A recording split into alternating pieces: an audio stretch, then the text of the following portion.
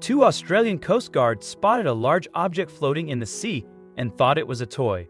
Two Coast Guards came back from a mission when they saw an object floating in the sea. They first thought it was a stuffed toy, but closer inspection revealed that it was something else. First, they spotted hair and then noticed its limbs.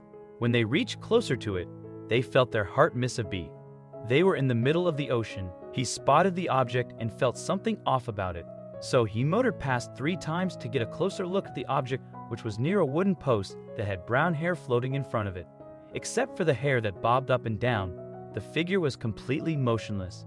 Initially, he thought someone had lost their stuffed toy, but just as the object began to move, it began to throw its arm up and down and slip off the mooring into the water. When he realized what it was, his heart sank. Gary Sissons and Sean Hannum descended into the ocean quite earlier than usual in the morning. Both of them were on their duty as members of the Australian Volunteer Coast Guard. They were returning back after towing a stranded boat around One Need, and now as their mission was achieved, they were heading back to the shore, i.e. off the Victoria coast. Sean knew what to do exactly. He motored right in the direction of the mooring and halted the engine of the boat in order to move closer to the object. The object was brown in color, and so it was getting more and more visible as they sped closer. They realized how big the object was. Gradually, the drenched object popped up too. At that time, Gary thought it to be a bunch of flotsam and algae that must have gotten stuck in the mooring, but that was not what it was. Sean strained his eyes to see what that was.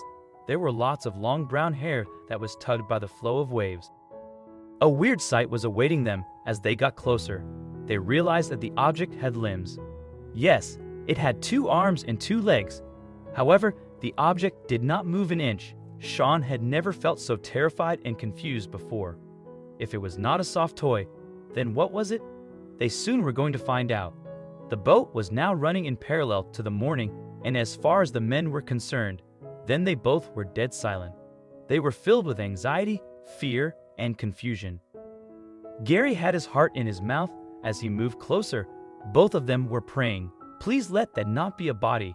Sean bent down to see what that was. He learned that the object was heavy and owned a wet mass. One more thing, there were limbs for sure. It was then Sean broke the silence. "It's just a stuffed toy." With that, the man dragged a deep sigh of relief, followed by a big laugh from both. Sean had no idea that they were so wrong. He steered the boat and said, "Let's go," in order to switch over to another direction. But as they began to move away from the wooden pole, they kick-started the engine that gave a pull to the thing, and the limb began to move. "Wait!"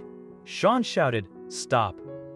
Gary turned around and saw Sean's face turn red with fear.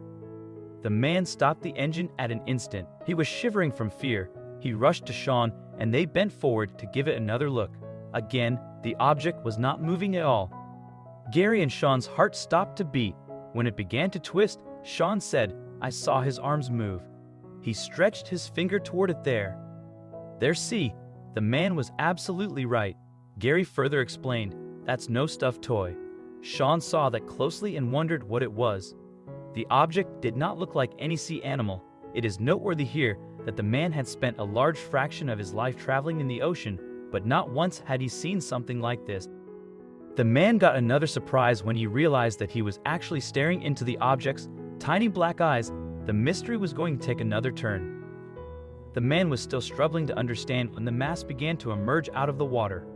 In no time, the object raised his head and began to struggle to stay above the water. After that, it began to slide off the black tire. No matter how much it tried, it could not succeed in clinging to the tire.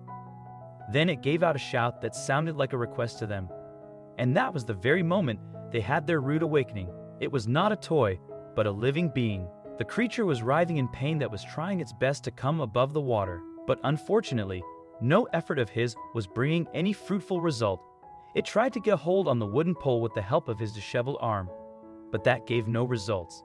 Sean immediately sprung into action. He sped off the boat towards it to help the animal. However, the steps seemed to be counterproductive as the animal had to struggle more as they paddled the boat towards it, thanks to the wave created because of the speed of the vessel. It was a heart-melting scene though. He wanted to help the creature, but was not sure if it let him go near it. Nevertheless, there was no point in trying.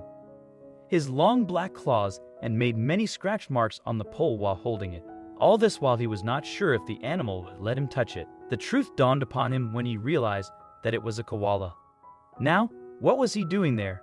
Amid the bay, how did it come this far? There were many questions popping up on their minds, but as time was running out of their hands, they decided to rescue the stranded animal first.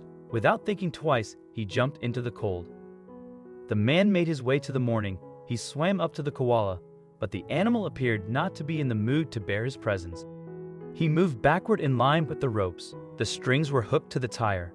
Sean understood by then that the koala was going to hamper this rescue mission. Gary, on the other side, hurled the rescue board towards Sean in the water. Sean immediately took hold of it. He, with a racing heart, moved toward the koala, and then something happened that he had not expected. The koala went limp on seeing him coming. It was ready to give itself over to Sean. Sean picked it up and placed it above the board. He saw the creature staring at him with exhausted brown eyes, and then he shut it off after letting out a sigh. That moment of fear coursed through their bodies. Was luck on their side or not? Sean made his way back to the boat, carrying the tired koala, and brought him on board. The koala did not move at all. Gary and Sean were fearful that perhaps the koala had given up on his life. They pushed that thought away and covered him in an insulation blanket and prayed. Sean reminisces, "We turned the engine off, and I threw a blanket over him while I was standing on the ladder at the back of the boat. After observing some warmth, the creature awoke from his unconsciousness. It moved its head very slowly, though. It was enough to indicate that the koala was fine." Both of them took a sigh of relief. This was the very first time they had come across a situation like this, so they could not understand what to do with him. It was then that an idea clicked to Sean. He was well aware of a tiny, unpeopled island somewhere around their location where a colony of koala bears stayed. He knew that would be a perfect spot for him to come over his distressing experience. The place will offer peace to him. Perhaps that koala had washed toward the mooring from this very island, but still, it was difficult to understand as to how the koala made it to 1,000 feet away from land. He ended up clinging onto the wooden mooring pole to survive. However, they knew that the koalas do swim, but they can't swim for a long period of time. They are not very good at swimming and prefer to avoid it.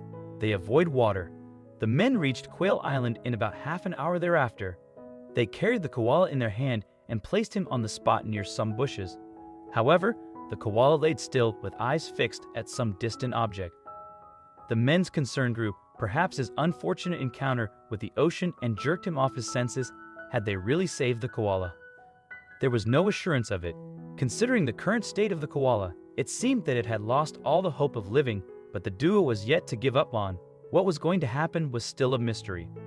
The koala turned around to have a look at his rescuers.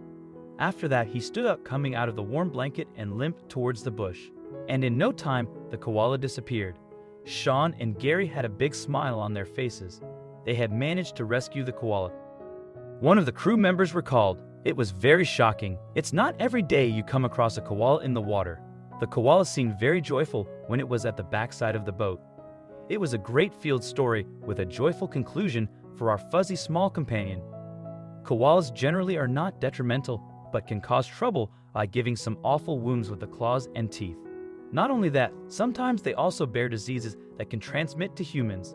In this context, Sean had taken a big risk. Though, Sean did not get a scratch while handling the koala. He cracked a joke on Facebook by saying, "I lost 2 fingers and have scratch marks from head to toe," but he got to walk away gracefully. Those drop bears are vicious. In no time, the rescue story went viral. Every person who read the story got emotional and congratulated Sean and Gary for their altruistic act. Not many people have this tendency. Soon, the news reached the local news stations. Western Port Coast Guard's commander, Jeremy West, commented, "It was pretty surprising. It's not every day you come across a koala in the water. The koala looked pretty happy when it was back on land." One commenter exclaimed, "Oh, wow, poor little guy. Great work," to a channel. "It's just the conservationist in me." Well, his words also shed light on the current state of koalas. Unfortunately, koalas are on the vulnerable list published by the International Union for Conservation of Nature, IUCN. This situation is caused by habitat loss and urban incidents. If you liked the video, please give it a thumbs up and share it with your friends and family. Thanks again.